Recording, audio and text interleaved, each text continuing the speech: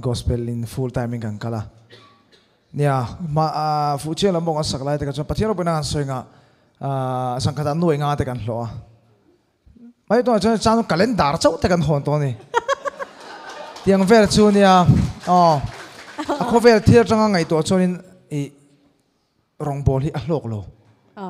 amaro chu I ma zana te po concert te kan ya mun chang chang ate po achang phai chuan gospel sak don chon sai lo mero ti te kan to ka ni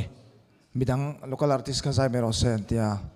khatarang khan hemi gospel love song in car lo zau ziate hete ka chuak pha zela pathian ni mi che tir zela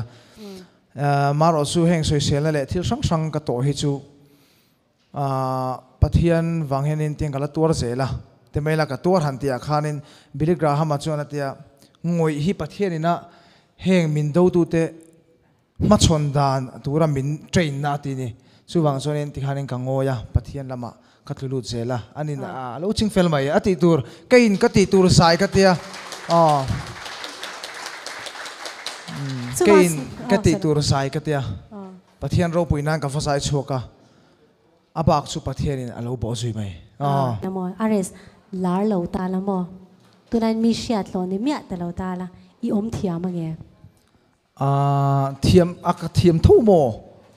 ma sela tu na hi chonin kan soinga ai nikum lamte kan